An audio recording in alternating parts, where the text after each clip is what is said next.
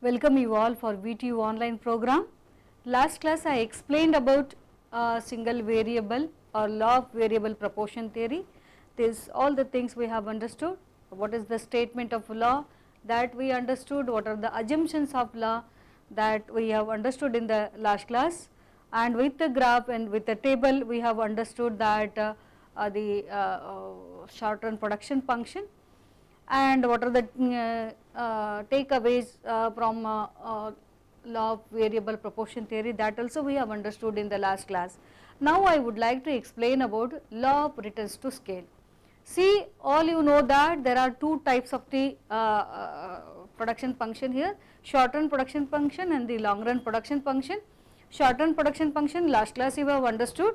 In the short run production function there is one factor is fixed and another factor is the variable, but in the law of returns to scale both the factors are variable here. Here the producers are having a huge amount of time and they can make changes in their production plan.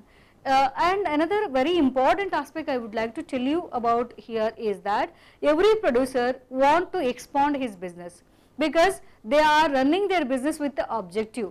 The objectives may be sales maximization, objectives may be profit maximization, it may be other objectives also, whatever the objective, but intention is to expand the business because expansion of business will help them to overcome the cost of production, it helps them to get the brand image in the market, it helps them to get the good name and fame, they can get the recognition in the industrial market, they can get all the benefits. So, economies of scale, we are calling it as all those economies of scale. All those economies of scale can be enjoyed by the producers. So, the reason they wanted to expand their business in the long run, always they are planning for the expansion of business. So, when they wanted to expand their business, what is the law for a long run production, that we need to understand in this class. See, always in the long run both the factors capital and labor, both the factors are variable in nature. All the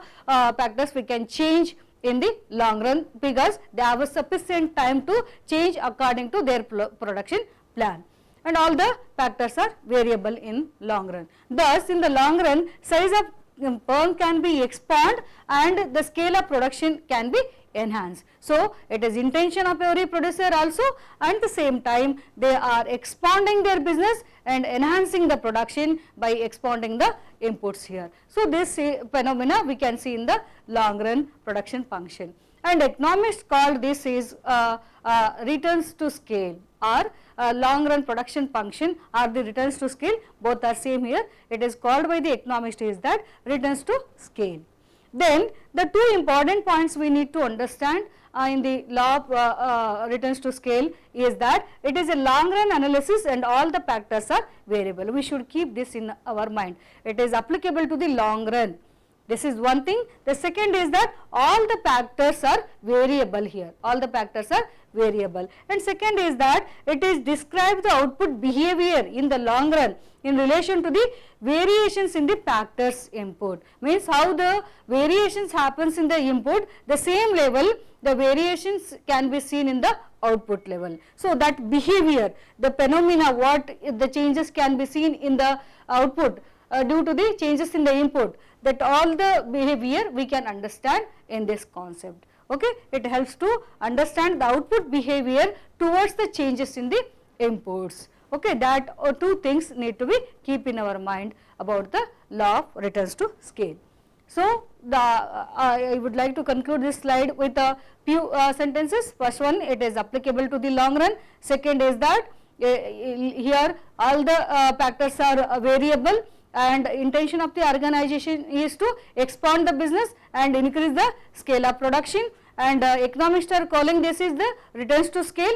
And two important things, it is applicable to long run and all the factors are variable, and here it is explains us about the output behavior due to changes in the inputs. That is what need to be concluded in this slide.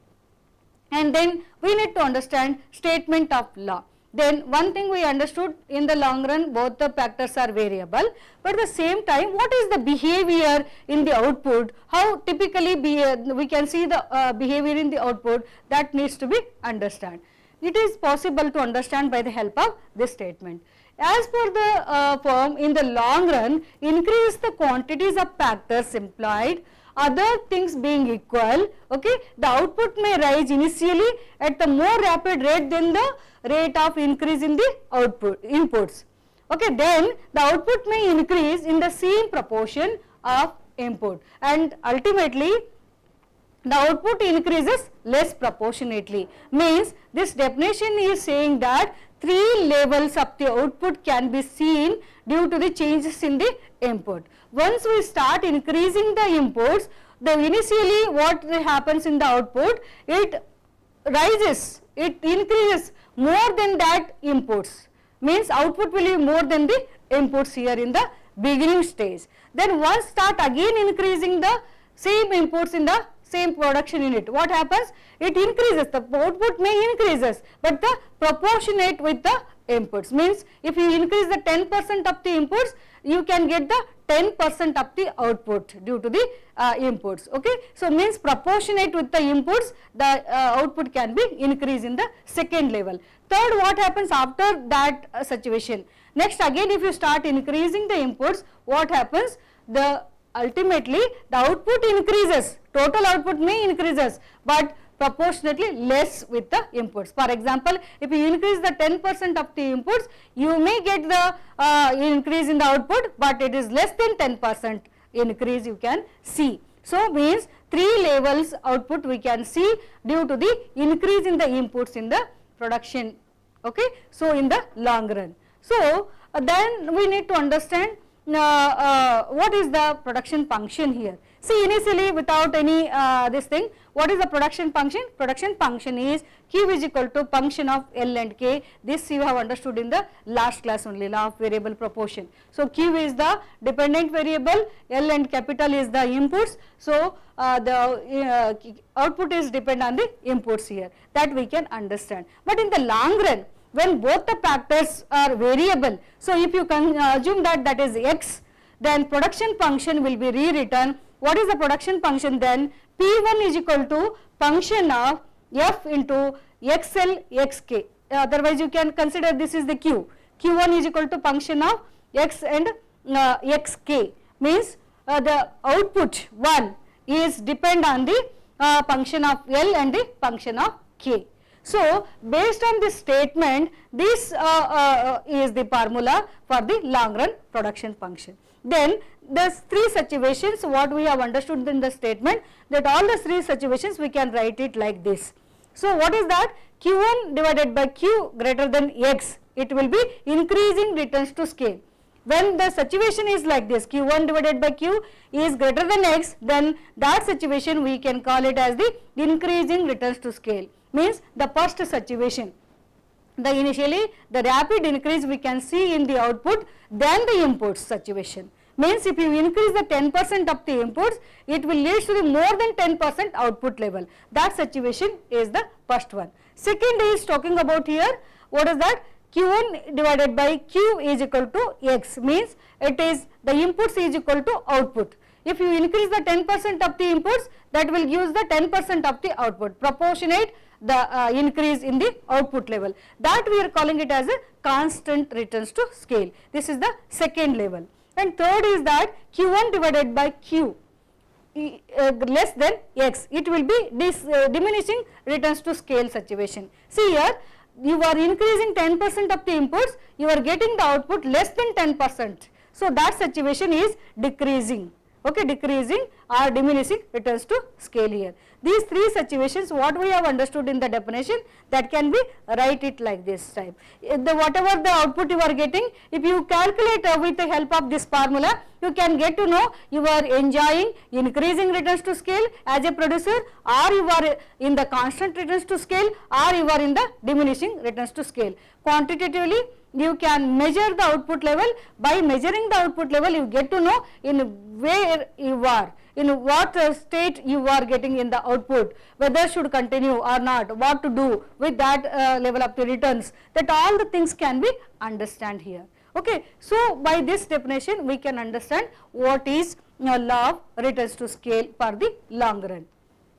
Then based on the definition and based on the all the other calculations what I have done in the earlier slide, based on that here we can classify the three types of the returns to scale: increasing returns to scale, constant returns to scale, and decreasing returns to scale. One by one we need to understand. Before going to that, we need to understand what exactly the things can be in the organization, that we need to understand by the help of schedule here. See, here we are measuring the labor, unit of labor we are measuring, and here we are measuring the unit of capital, and here what is the increasing percentage of increase in the labor and capital, means increase in the inputs level, percentage increase in the input level, that we are measuring. What is the replication on the total product, how the total product is changing, that we are measuring in the next column, and percentage change in the total product, how much percentage changing is happening in the total product, that column is there, and the last column is explaining us about the what stage of returns to scale we are getting due to the different combinations of the factors here, that we need to understand with the help of this table. See here, 1 is the labor, capital is 3, in that situation because it is a first level, so the reason percentage of increase in the capital and labor is not there, total product is 10, and returns to scale is increasing. See, the second, it starts with the second level. See, when we are increasing the labor from 1 unit to the 2 unit, and capital we are increasing from 3 to 9. So in that situation, increase in the labor and capital. So what is the percentage of increase in labor and capital? That is 100%. See, when we are increasing 100% capital and labor combinations, then automatically it will reflect on the total product. The total product is 30 here. Means the increase in the total product is 200%. Increase in the total product is 200%. See, again we start increasing the inputs here. Here we are increasing the labor also and capital also. Labor is 3 here, capital is 9. In that situation, total increase in the capital and labor percent is that 50%. Okay, here total product is 60. Total product in that situation it is 60, and increase in the total product is 100% as compared to first one. Second is 100%. First one is 200% return we have get due to the increase in the capital and labor. But second we are getting the 100% increase.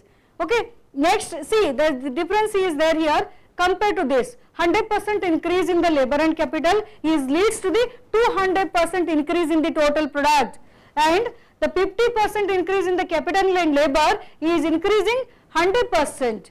Here 50, it is 100, means the compared to this percentage is more. This percentage is more. See this 100 here, there 200. So this is saying that increasing returns to scale means the how much you are increasing capital and labor is increasing more than that output. That we can understand by the help of this column and this column. Compared to this percentage and this percentage is saying that increasing returns to scale. Okay. Second, next is that we need to understand the constant returns to scale. See, when we are using the 4 labors and the 12 capital, in that situation means we are increasing the labor and capital both together here. So increase in the labor and the capital is 33%. 33% we are increasing the inputs here. Okay, and total product is 80. Compared to this 60, 80 is increasing in nature, that what we have understood in the definition. Of course, the total product is increasing nature, but when we see the percentage of increase in the total product, then we will get to know it is increasing but in a diminishing rate, that we can understand here. See, that is 33%. We are increasing 33% of the units, and same time we are getting 33% extra output from that. So the second is also the one of the example here. Here labor is the labor is 5 and capital is 15. So in that situation we are increasing the labor and capital is 25%. The output is of course increasing from 80 to 100. But when we see the increase in the total product, percentage increase in the total product, there we will get to know that it is 25% increase. See here, 25% inputs we are increasing here and 25% output we are getting it from that. Means it is equal to the increase and decrease. Here also 33% increase and 33% increase in the total product, and 20% increase in the capital and labor and what is that, 23% increase in the capital and labor. Means how much you are using the inputs, same level of the output you are getting, but here when we see the total product, it is increasing in nature.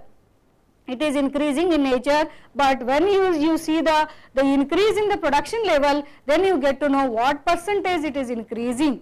So that is what constant return. So both are here same, so we can say it is a constant return to scale. Next is that again if you start increasing the capital and labor, see 18. So in that situation, what is the increase in capital and labor? 20%. And what is the output here? When you see the total product is increasing in trend, but when you see the percentage change in the total product, that is 10%. The next last combination, if you go that 7 is the labor and 21 is the capital, both together, what is the increase, percentage increase in the labor and capital is 16.6%, and total output, of course it is very attractive, that is 130, but when you see the increase, percentage increase in the total product, that is 8.3%.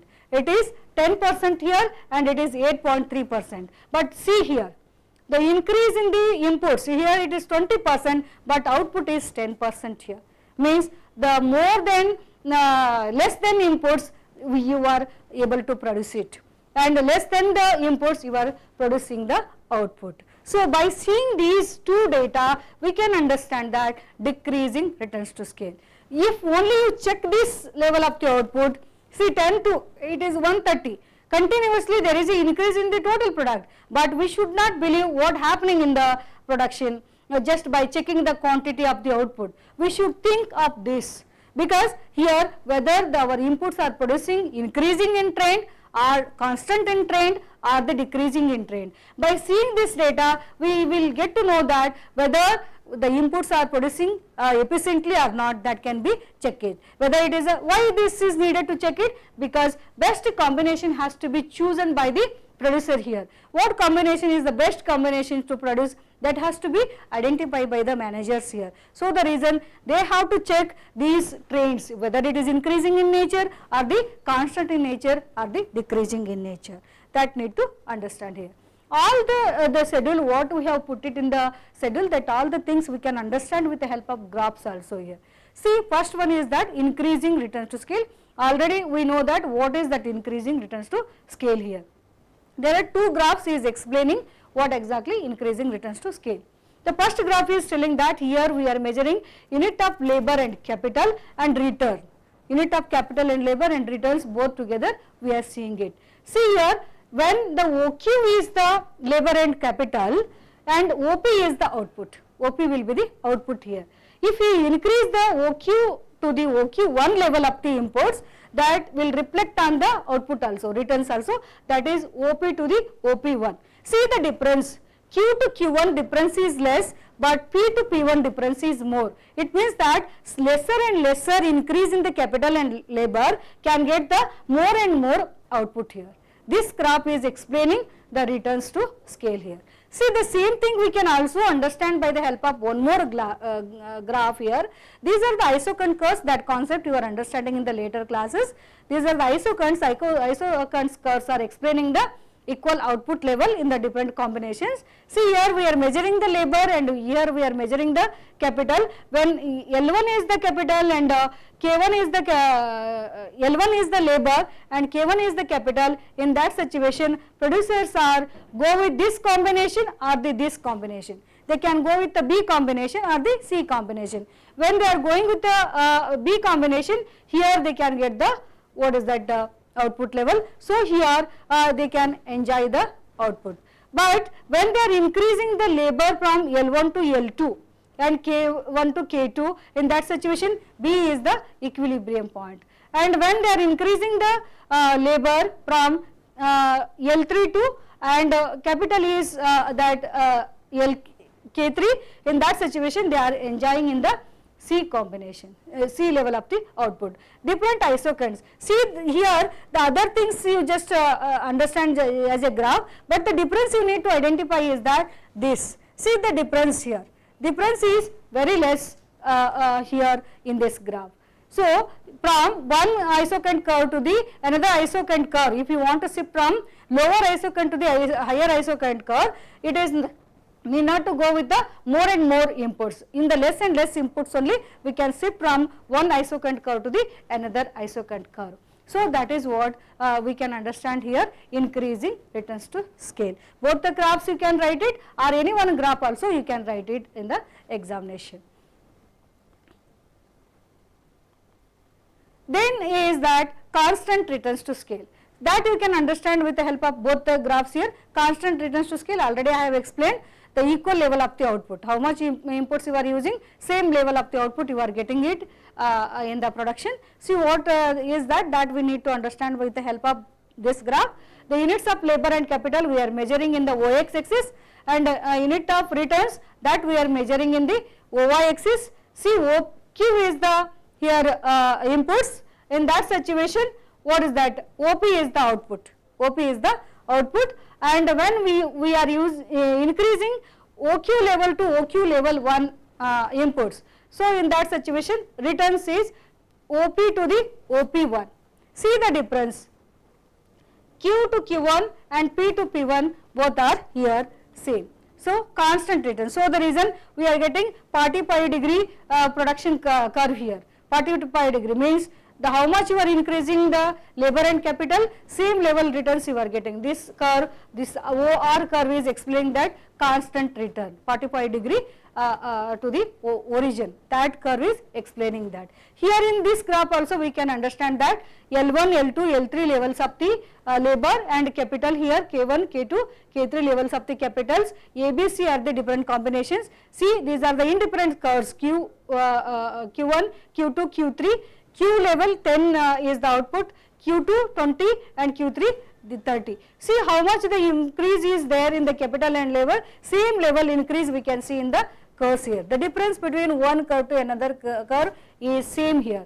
By that way we can understand that constant returns to scale. The organization can go with the B combination or the C combinations of the units here. So all are giving the same level of the output. You can go with this point or this point. If you go with the B combination, you can consider this is the equilibrium point. If you go with the C combination of capital and labor, you can go with this level of the output, but output level is same here. Here or here the output is the same, but the difference between one curve to another curve is same, equal difference we can see here. That is explaining that the constant returns to scale. And the next is that decreasing returns to scale. In the decreasing returns to scale, see in the first graph what we are understanding in the OX axis, the same capital and labor combination, and returns in the OY axis. See OQ level of the output, inputs. In that situation OP is the output. When we are increasing OQ to OQ1 level of the inputs, in that situation we are getting OP to OP1 level of the output. See the difference, Q to Q1 the difference is more, but P to P1 difference is less, and curve OR curve is flatter. It is initially it is increasing in nature, then it start declining. So that curve is explaining that the diminishing returns to scale in the output. See the difference between this area and this area, that will explain us is that the output is inputs are using more, and with the help of the that inputs we are producing less than that inputs. So that we need to understand. And in this graph same what I have explained, the another type of the graph will explain us about the decreasing returns to scale. L1, L2, L3 level of the capital, K1, K2, K3 level of the capital here, it is a labor here. Okay, again the three isocant curves, and A, B and C is the combinations. They can go with the B combination or the C combination. A, B, C are the three different output levels here, Q10 and Q25 and Q50.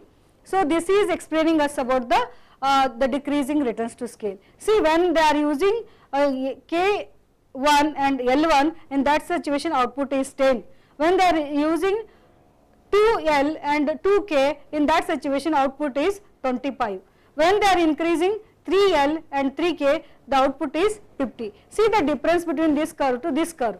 It is showing that decreasing returns to scale here.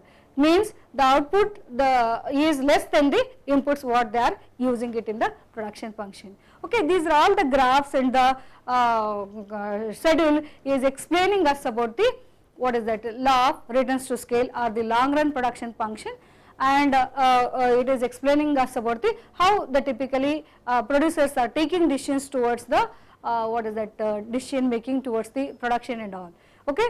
So, this is what need to understand. Then I would like to ask one question to you, being an intelligent manager, where they should stop usage of inputs even in the long run.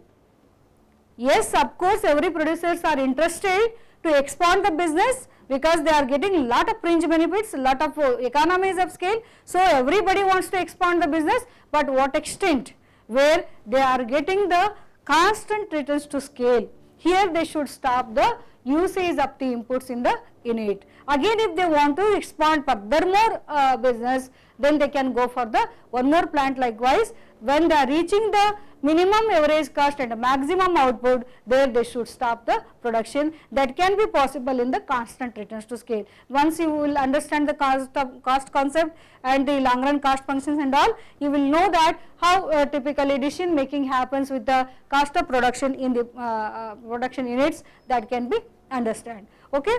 Okay, thank you students. I will continue within the next class.